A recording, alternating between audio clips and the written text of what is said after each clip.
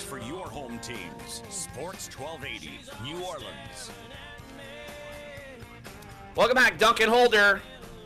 Live at our NOLA.com Times-Picayune studios, and pleased to be joined by Jon Stinchcomb, of course, Pro Bowl tackle, Super Bowl champion. John, I feel like I've brought the band back together. 2 days ago, I had Jermon Bushrod on. Yesterday, I had Carl Nix on. So, look, I had to make sure I got the other side of the line on the show. John, appreciate you jumping on the show. How are you, my friend?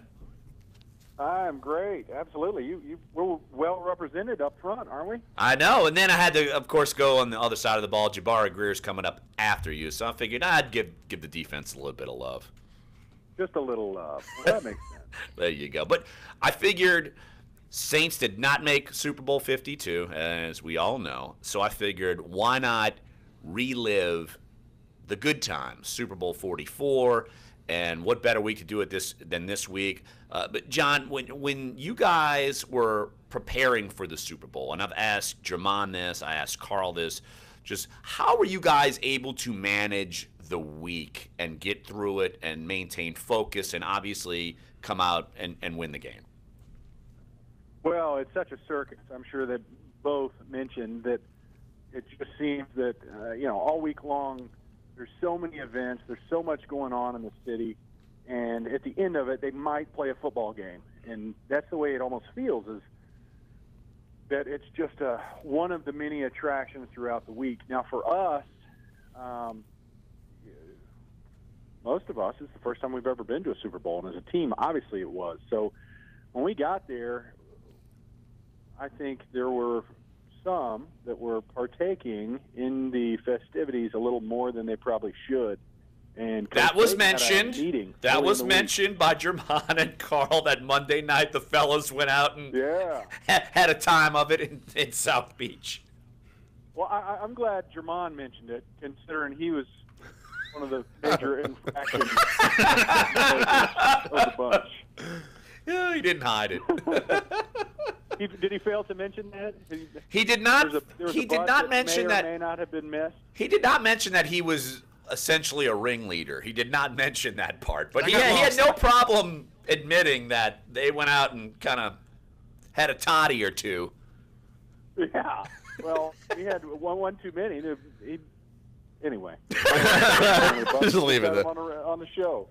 But it was actually great. I think it was a blessing for us because we got tuned up pretty quick. They said, "Is this what you're here for? Do you want to come and party right now, or do you want to come and try to win a Super Bowl?" And it quickly got our attention and our focus where it needed to be, and probably I think was one of the most influential moments of the week is let's figure out why we're here, and why we're here is to win a football game. So I'm glad both were able to mention that. That's yes, good.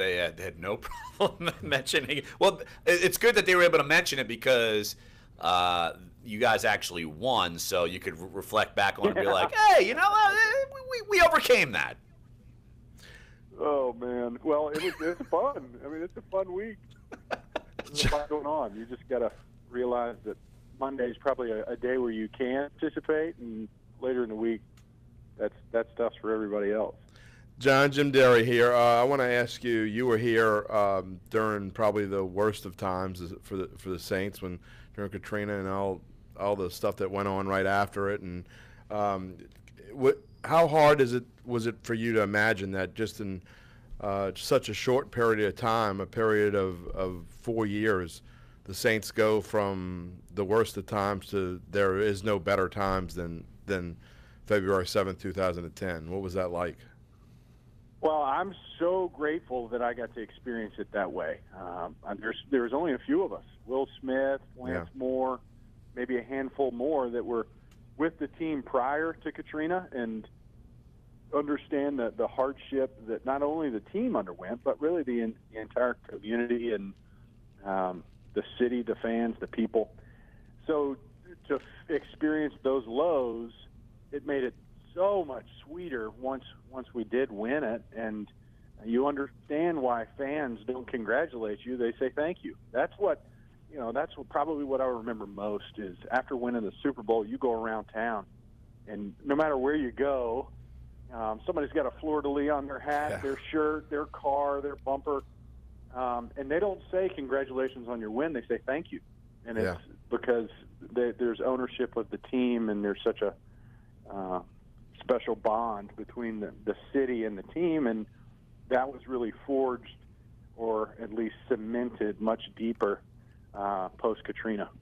Jon Stinchcomb, former Saints right tackle, Super Bowl champion, Pro Bowler, joining us right here on Dunk and Holder. I asked Carl and Jermon the same question. When you win the Super Bowl and you're standing there and the confetti's falling down on you, it's hard to kind of gather your thoughts in the moment, but can you reflect back now and just how much do you relish that happened, and no one can ever take that away from you guys? Well, it's a professional pinnacle. I mean, you've reached that milestone that so many have sought after, and you're talking about great players that haven't had that opportunity to experience the confetti fall on your families on the field. I hope Carl mentioned his, what are you going to do now that you won the Super Bowl? And his answer, of course, probably not we safe talked for work. about that. There's no doubt. Of course, that's the greatest quote ever after a Super It really Bowl. is. Of course. I asked him if he really went to Disney World. Not just Disney World. Yeah, right. John, you're not one to drop expletives, so you don't have to say it. We know it was said. Good. Oh man, wasn't that awesome? That was. Only Carl. Really, Fantastic. Yes. That's what made him special. But it's so fun. I mean, families on the field. You're holding up the trophy. You go after the game. We go back to the hotel, and Harry Connick Jr. sitting at our table, and my cousin who's with us, he's like, well, she said, how long have you known Harry? And I said, about 20 minutes. We're on stage singing with Kenny Chesney. I mean, it was awesome. Jermon talked about and Carl talked about the parade, and a lighthearted moment when all these people, just millions of, it seemed like millions. I mean, it probably was 700,000 or 800,000 people out on the streets, but you guys stopped and got a little hungry there up on the float, and were able to go down and get yourself a little food. You big guys got to eat. Oh, it was hilarious. We found just the smallest lull in the parade and managed to unload our entire float, go get some grub, and pile back on. Man, it was awesome. And it didn't matter what the food was, right? It didn't.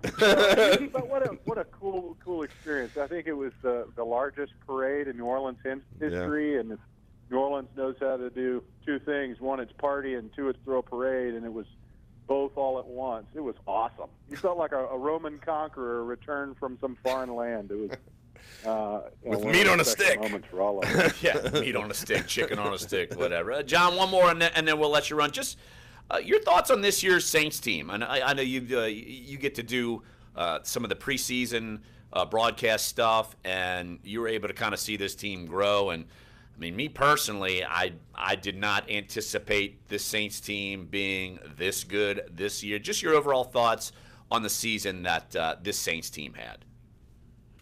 Well, I think you could have been 2 weeks into the season and still not know what you have or where the Saints would have ended up. But you finished 7-9 past 3 years. You've had a little bit of an identity issue with the character in the locker room, and they've tried to resurrect. I mean, we all know if this season had turned out like the past three, we're talking about a totally different scenario, top down. And to see where they're at and the direction where they're heading with young talent, especially on that defense, you're going back to the successful years offensively where you've got the balance between the run game and the pass game.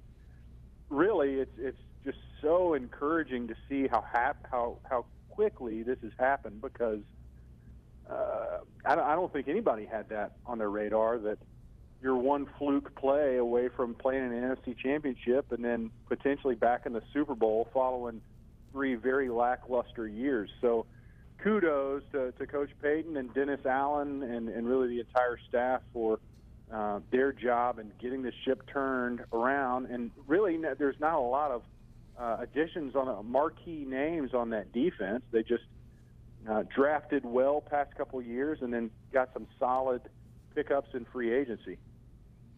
Jon Stinchcomb, former Saints right tackle, Pro Bowler, Super Bowl champion. Hey, John, appreciate the good times, and I'm glad that that you guys on that offensive line, you guys had a good time that year. Oh, man, you brought up some great memories. I appreciate it. John, appreciate it, my friend. Take care. Thanks, guys. Y'all have fun. All right, you too. Jon Stinchcomb. It's hilarious how as the week goes, the stories come out even more about them going out and partying. And John's like, I hope they mention that Jermon was a ringleader going out getting what the kids call it, lit. Yeah, Lit, yes, little lit. Is that what the kids would call it? Litty. And you can imagine a bunch of linemen, offensive linemen, going and getting super litty at some, downtown South Florida place. Those boys probably got to drink a lot. I can imagine Carl Nix going out like in a South Beach dance floor club and like dancing it up. I think they could have gone anywhere. It wouldn't have mattered. I'm just saying. Well, Jermon, heck, he's lived in Miami now, so Yeah. now it's an old hat for him. But yeah, what a great It's interview. Good just stuff. to hear the glow of them. I mean, they were like kids that week. Whether Jon Stinchcomb was probably close to 30 by then, and he's glowing like he was some 18-year-old kid running around. Well, that's why I wanted to do this. Sorry, Saints fans, you're not in Super Bowl 52, but that's why I wanted to You spend. do have some good ideas. You have wonderful memories. And That's a guess great what? idea. We're going to extend this good times. Jabari Greer coming up next. He's up in Minneapolis working for TSN up in Canada, NFL expert, and, of course, Saints Super Bowl champion. So we'll talk with Jabari coming up next. And he's got a unique perspective because he's got two buddies playing in the Super Bowl for the Eagles. So we'll get his thoughts on those guys as well. So come on back. Sports 1280, NOLA.com, the iHeartRadio app. Duncan Holder. Body